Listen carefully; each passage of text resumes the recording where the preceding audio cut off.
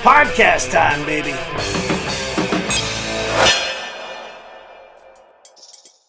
Welcome back to the podcast, everybody. This is Michael Midnight with Mik Tek Studios. Unfortunately, as you can tell with my voice a little bit, I came down with a pretty horrific cold. Unfortunately, trying to keep up with work and content at the same time. When editing through the last episode here, I basically sounded like a beaver in a chainsaw, so scrapped it. I'm going to re-record. Anyway, we want to talk about today's topic being DLC loot crates, as I have tentatively titled this podcast, The Attack of the DLC, because that's really what it feels like now. It has just been non-stop. How much money can we get out of you? So essentially, DLC, for those of the uninitiated, is downloadable content. You buy a game, there is the content and items and what have you structured in that game. DLC extends it. So think of Back to the Future. Part 2 and Part 3 would have been systematically considered almost DLC. Mega Man, if anybody played any of that, would have all been DLC. So you would have had Mega Man, and then the rest of it would have literally just been DLC packs that Capcom would have just sold out constantly for another 20 or 30 bucks. I mean, the story's no different. But anyway, growing up, I have been a major gamer. It shaped who I am. It shaped my personality. I love story. I love storytelling. I love the experiences that you can really just get so involved in a character that doesn't exist. So essentially, when I grew up, I was a big gamer. I grew up on the Nintendo. I grew up playing Mario. I fell asleep playing Super Mario Bros. 3 constantly for nights and nights as a child. And my parents would wake up and see that I've helped myself to a peanut butter and fluff sandwich constantly, because I would have it all over the floor while I fell asleep trying to beat World 8. I think it was Dark World or something like that. It was kind of hard when you're, however old I was. But anyway, Mario, Mega Man, Dragon Warrior, so many summers I would just grind out on Dragon Warrior, or now as it's called, Dragon Quest. Secret of Mana, one of my all-time favorite games for the Super Nintendo. Legend of Zelda, Link to the Past, that's another major game. I mean, just going through the ages, Mortal Kombat, what have you. So I am a designer. I'm a game enthusiast. I've worked with a variety of indie game developers over the years. I've helped build concepts. I've helped develop artwork pitches for these small games, UI, whatever. For Aluna Games, for those of you who are familiar with that brand or have heard of me as the creative director of development back in 2011, I was really just focused on bringing awesome content and merchandise and essentially just really cool content to the gaming portals. Lo and behold, those are my credentials getting into DLC. DLC essentially started off as plugins. Okay, they were add-ons to an already active, thriving, well-working game, okay? But they brought about a lot of content and fun. They really had to pitch you as to why it is that you would want to spend more money on a game essentially you've already purchased, right?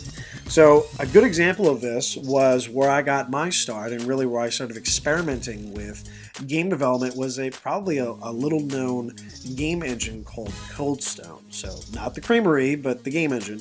This was back in 2001. This was a game engine that was actually developed by Beanox and published by Ambrosia. And with that, they had a pack-in game which was broken down as an example for those who wanted to really make their own game, based on those assets that were included, called the Pillars of Garandal, which was also out in 2001. The coolest thing about it was you were able to, and this was pre-Congregate, pre-Unity, Unity 3D and develop once, publish everywhere mentality, was you could essentially develop this game, this project on the Mac, and then once you were done and had everything ready to go, you could publish it everywhere, right? You could, and everywhere being Mac and PC. And needless to say, it was a really buggy experience. For whatever reason, it didn't operate as well on the Mac as it did on the PC. I really needed an update, and for whatever reason, I guess there was complications with licenses, and I believe Activision bought out Beanox a couple of years afterwards. They were acquired, so that never really happened, but it would have been really great to see an update to that engine because it was just really easy to use. Fast forwarding to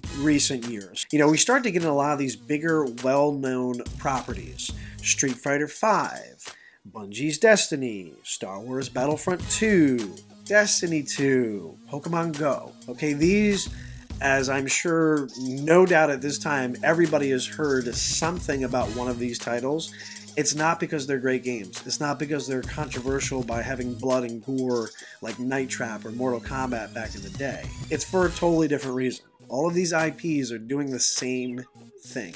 They're selling you on an idea, but not a full concept, and it's not completed once purchased. The big gaming controversy, Destiny was a little bit similar. They really ramped up with Destiny 2. Star Wars Battlefront 2 has a completely broken game. You physically cannot play as an unpaid player in this atmosphere, in this ecosystem, because somebody can come in and actually purchase better items, and you can go in and grind in a matter of moments and better you. There's no reason for you to want to play that game under that type of mindset. Essentially, they are catering to the gaming wells. If you are a gambler or aware of the term, it just means that developers are only focusing on those people that are paying, and they are driving how the game is being developed and how it works and what's being prioritized for bug fixes, which is really bogus. If you have, for example, ever played a game called War of Heroes, great examples I like to give. I actually played it.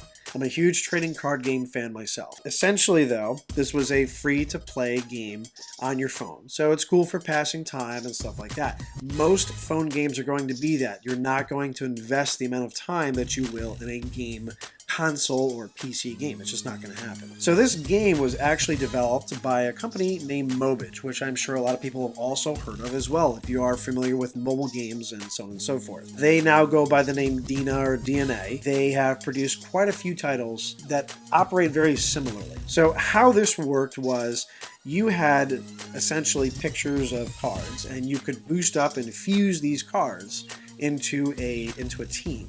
And then you're a part of an alliance, very similarly as to how it operates really anywhere. There's a team-based method that you just do battle with other alliances, other teams in the game. Now, there were no mechanics that really made sense if you're actually trying to play the game. It's just you're tapping the screen. There's nothing else about it. But the way that the game was set up, constantly it tried to push you towards purchasing the in-game power packs. The way the game monetized people, for lack of better terms, was predatory. So essentially, you were just locked to the 50 people that you were friends with in the game. Meanwhile, there are hundreds and thousands of people playing this. So if there's somebody that has an item or card or something that you want in-game, there's really no way of reaching that person. So what was developed is these elaborate in-game person-to-person trading link systems, where if you wanted a card or item and your trade was 8 links deep, that means you'd have to trade through 8 different people's hands in order to get that card or that item to you, which obviously was set up to be exploited by other players with high-value trades all the time, and that pissed a lot of people off. I played it on and off for a while, and I'd always throw a few dollars into it. The way that it was set up is that once you got into these raid battles, you got so caught up in the game that it just became mandatory that you had to buy these power packs. And you're in the middle of something, and oh my, whatever's happening, okay, I have to pay, I gotta get this. And it really incites this incredibly addictive personality. It latches on to something in the cortex of the brain, and it just makes you buy. So lo and behold, I say this because I look a month later. I've only spent a couple of dollars, right? A couple of dollars a week, whatever it is, here or there, not a big deal. I check, and I've spent over $100 on this little free-to-play phone game. I said, nope, that's it.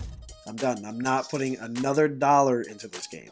Essentially, I figured out 1 month in what this company, what this game was really trying to do. It wasn't trying to get you to play their game. It was getting you to constantly just be addicted and to pay for it. So I beat the system by offering my creative services, bartering in-game, creating icons for players and alliances and things of that nature. I actually ended up making about $200 based on my efforts, and I was able to play the game for free.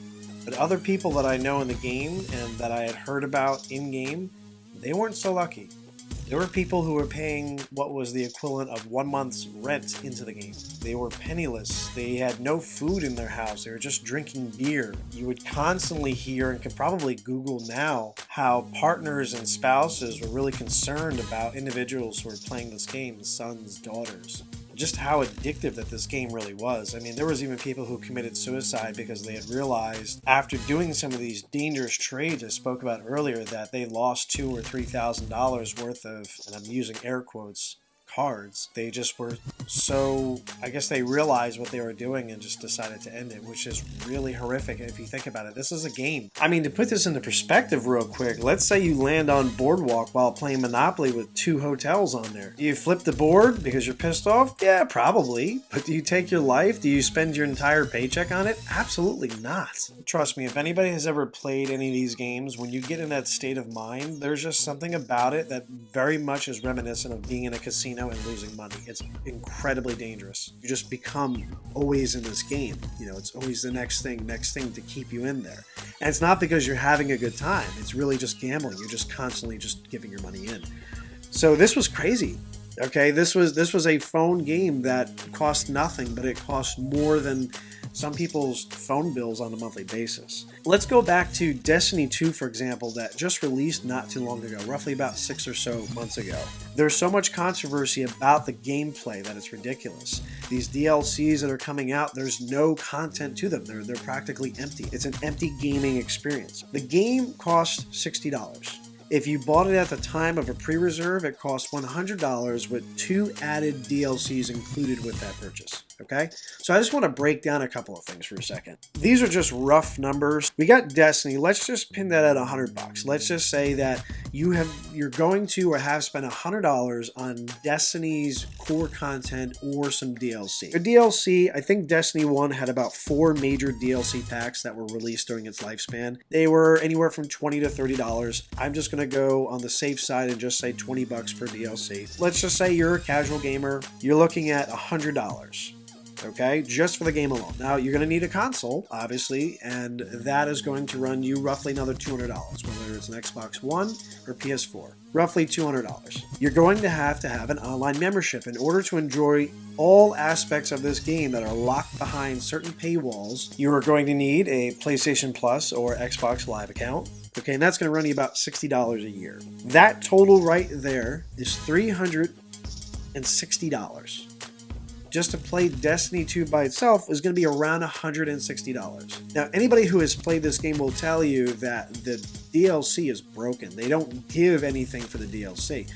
The money is taken by Bungie. And then there are Eververse transactions, which is their in-game marketplace that you have to actually purchase their coins or credits or silver or whatever that it is with real game money in order to get the perks of these DLCs. So you're not buying the game, you're paying for a license to be able to buy more stuff. That's bogus. You get where there's going to be some frustration here. All focus really is on purchasable content, and the game is just really more of a license to access the in-game profit strategies.